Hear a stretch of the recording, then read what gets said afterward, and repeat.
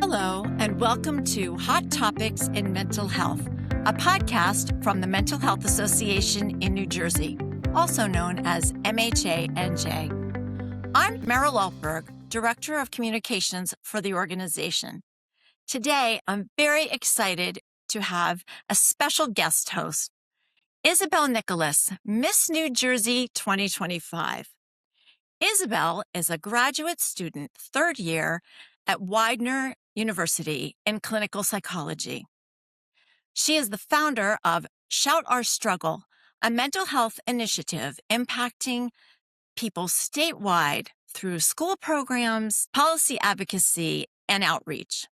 A survivor of anxiety and depression, Isabelle, also known as Belle, uses her voice to help normalize the conversation about mental health. Welcome, Isabelle. Thank you so much, Meryl. I'm so excited to be here, exploring some of the most important topics in mental health and helping to change the narrative about mental health in New Jersey. So in today's podcast, we're going to be addressing burnout at work. Our guest is Whitney Hendrickson, LSW, a mental health trainer with the Career Connection Employment Resource Institute, or CCRI, at the Mental Health Association of New Jersey. Whitney is also a therapist at Peace of Mind Yoga, Counseling, and Wellness Center. With more than a decade of experience in the mental health field, Whitney has worked alongside individuals from diverse backgrounds, supporting them with compassion and respect. Whitney's professional focus includes person-centered care, case management, advocacy, and trauma-informed practices. Whitney, it is so good to see you again so soon. Yes, and honestly, and it's a shame we couldn't be in person today, but I've still been thinking about you and I've been excited for this opportunity. Yes, Whitney and I saw each other just last week at a conference, and it's good to have the opportunity to chat again in a little bit more of a formal setting and to share Whitney's amazing knowledge with all of you. I'd love to get started with talking a little bit about your story. I know that you have personally experienced burnout. I'm wondering how you distinguish between everyday stress and burnout, and what are some of the early warning signs that people tend to miss?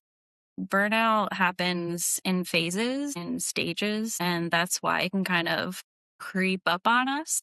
And so it's important to do those regular check-ins and to acknowledge what our normal is so that we do know and notice when those early warning signs hit. For some folks, it's having a hard time with hygiene or self-care, or it might be that the dishes are piling up or the laundry isn't getting done, or maybe just waking up and having fewer and fewer patience for all those things that require patience during the day. And so it may look different for everyone, but it's really that chronic stress, not just one day, but weeks on end, maybe even months without a whole lot of relief.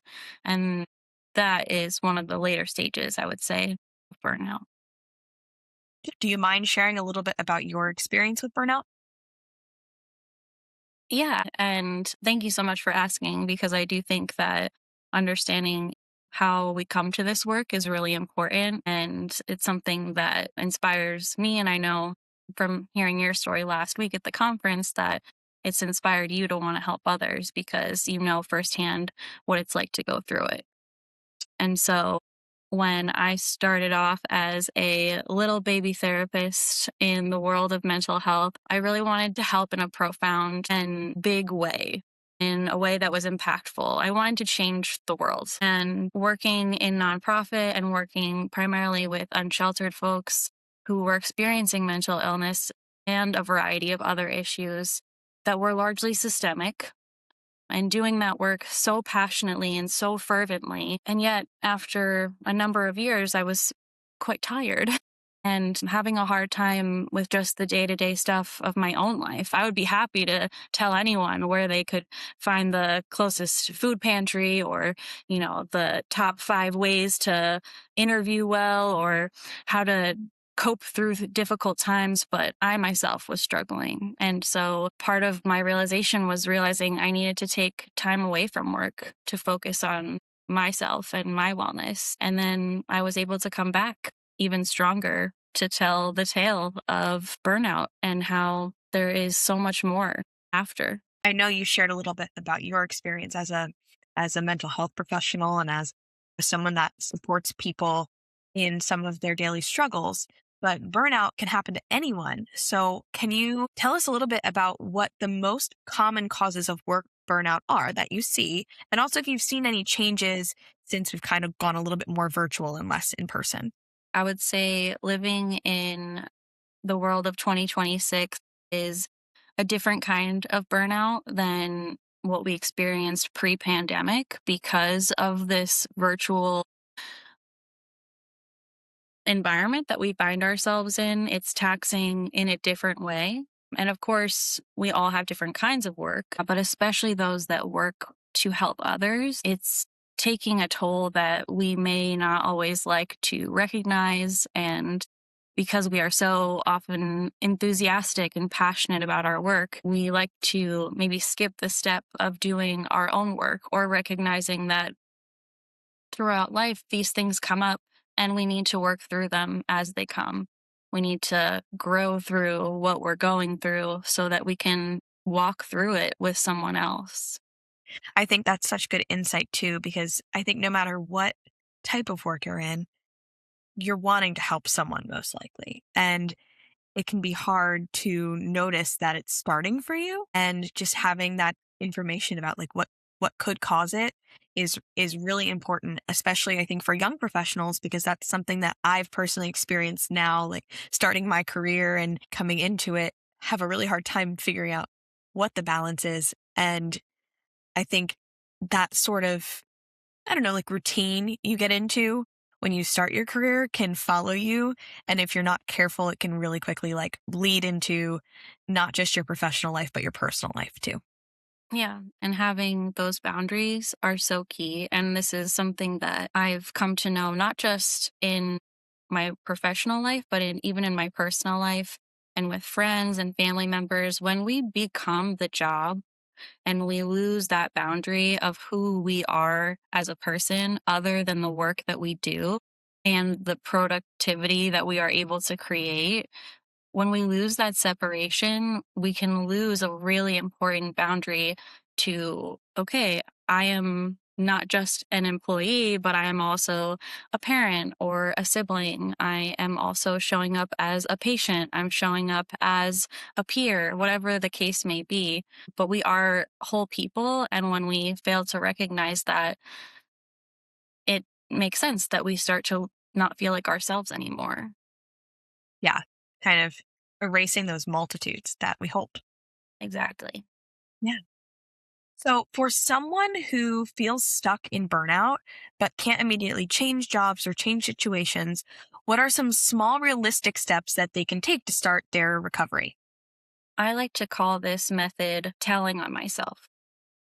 Okay. Um, and this is something that I myself practice at work and at home, but I recommend for anyone who is just having a hard time maintaining their own accountability. Because, of course, we know when feeling burnt out that we need to take better care of ourselves, but having to tell on ourselves, like telling a friend or maybe a supervisor that has shown compassion and empathy in the past and knows that you are kind of going through a difficult time, to be able to say, like, could you make sure, I'm having a hard time here. Could you just make sure I take my mental health day? Like maybe it's once every 3 months. I need that reminder. I'm having a hard time staying accountable. Could you help me out with that? Or asking even for further supervision, asking for feedback, asking for help. And really just in that moment deciding I could sweep this under the rug and probably let it go a little bit longer, or I can take initiative and tell on myself and ask for the help that I've really been needing. And it takes the shame out of it because we all need help sometimes. Little burnout buddy. And I love telling on myself. Absolutely. That's so good. I'm going to have to definitely start implementing that in my everyday life, because I too like to try to do everything at once. And I am one person. So that it becomes hard because you want to give and you want to give and give and give. So I will be telling on myself probably in the near future if I were to guess. I do it often and I don't regret it because sometimes the person will say back to me, "Oh my gosh, I've been doing the same thing and I haven't been wanting to address it." And now we're accountability buddies, and that's Yes. even better. Yeah, I think there's so much value to creating like a community space to heal mental health because like our mental health touches everyone around us and everyone around us touches our mental health. And I think that's such a good strategy because when you're doing it as a team, you can accomplish so much more. Exactly. And we use a similar principle in supported employment where we say work affects mental health just like mental health affects work. And so if we are burning out from work, we may show up at home as burning out. And so if we're burning out at home, we may be showing up at work and feeling that sense of burnout. And we think that we're hiding it really well. But unfortunately, there are some dead giveaways that really just we can't hide. And the typical one is we're not acting like ourselves. Yeah. And I think that's a great segue into my next question, which is how does burnout affect mental health over time if it goes unaddressed? So consider that burnout is a dumpster fire and adding any other stressors, say, not taking breaks or not acknowledging that the dumpster is in fact on fire and that we need to take steps in order to extinguish this fire. Instead, it's kind of like pouring gasoline on it. And so if there are pre-existing conditions or maybe just some gasoline tanks in the dumpster that is not on fire, they're just sitting there. There's just potential there. But if we were to put burnout on top of mental health conditions, it would certainly exacerbate whatever conditions or whatever symptoms were already in existence. And so it may be that a person who has been in more of a remission period with some of their symptoms, when starting to go through a period of burnout, will start to notice those symptoms coming back. And that might be an early warning sign for people. It's kind of like a jack in the box. Like you keep winding it, it's going to pop out eventually. One day, and it's usually at the worst time, so inconvenient, and when you would least want it to happen. And so that's why I recommend telling on ourselves early and often to be able to kind of get ahead of some of that. And even if we just say, I am not doing well, at least we're allowing someone else to hold that with us, and we don't have to do it alone. If someone's feeling worried about asking for that help, what is a way that might feel a little bit more comfortable asking for support? Depending on the job, I always recommend like having a mentor, different mentors for different kinds of jobs. But in general, when I meet someone who I think, wow, I'd kind of like to be like them, I kind of adopt them and say, like, what do you do? Like, how do you do what you do? And what motivates you? And like, attending burnout workshops is one way. If you're not sure and you're a little bit confused, training and education, I think, is always the way to go, as well as like peer groups, support groups, just to know, once again, that no matter what it is that we're struggling with, whatever kind of burnout it is, whether it's work or caregiver burnout or whatever the case may be, you are not the only one going through it. There are other people out there, and they probably need someone to talk to just as much as you do. So, in terms of workplace burnout specifically, there's a lot of workplace environments maybe that have like high expectations of productivity or things like that that could potentially play in to someone developing burnout. So what role should workplaces play in preventing burnout? And if there needs to be an improvement, what sort of supports could employees advocate for to make a change? It's just as important to learn about burnout and talk about burnout as it is to advocate for change. So, in my very humble opinion, it should be encouraged, if not enforced, that every company has an employee wellness program.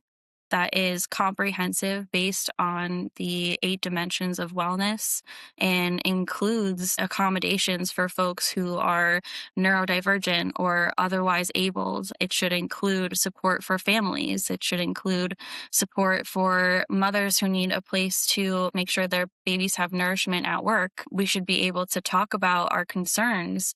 It should be connected to, but not supervised by HR so that we can stay connected to the resources that are available.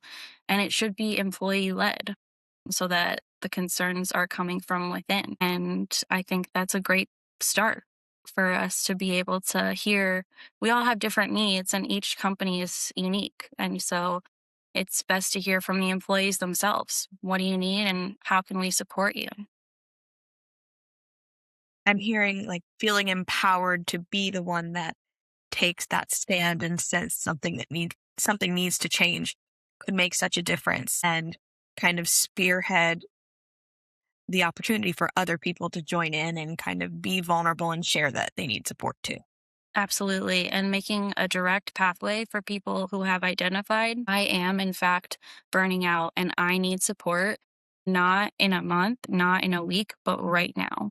And to be able to facilitate that process to get people the help that they need, whether it's mental health, addiction-based, or whether it's related directly to burnout, which is not a diagnosis, but is definitely a phenomenon that's being recognized more and more. And so I think that's part of the wellness group's commitment, or should be, that it serves all employees equally. There's no opaque window where you have to go through a convoluted system to get to the help you need. Should be easy to navigate. As the system should be as a whole, hoping that we're moving in that direction slowly of making it a little bit more clear what the paths are to recovery. And I think the Mental Health Association has done such a good job of that. And we can continue to expand that and make it accessible to everyone, hopefully. Yeah, absolutely. And yeah, we're on the we're on the brigade. So look out. Yeah, look out, world. Here we come. All right. Well, Whitney, your insight has been so helpful. I'm definitely taking away some tips from today from you. And like I said, I will be telling on myself in the near future because I can feel it boiling under the surface. So with that being said, I am so grateful that you joined me today and shared your knowledge with us. I hope you have a great weekend. And to MHANJ and Meryl, thank you so much for having me today. Thank you so much, Belle. Thank you so much for leading our discussion today. Whitney, thank you for sharing your insights. Before we sign off, could each of you please say your email addresses? And for the people who are watching the podcast on video, there will be some end screens that have that information, but please share. Belle, why don't you go first? My email address is Belle, Belle, the letter X like X-ray, and then my last name, Nicholas, Nicholas @gmail.com. You can also find me on social media @belle.nicholas, and I hope to hear from you. Thank you. Whitney. So I'm glad I'm not going to be the winner of the longest email address here. It's W and my last name, HENDRICKSON @MHANJ.org. Thank you, Whitney. Again, thank you both for being on our video podcast, which will also be an audio podcast. To our viewers and listeners, thank you for joining us. Tune in next month for a new episode of Hot Topics in Mental Health, and have a great day.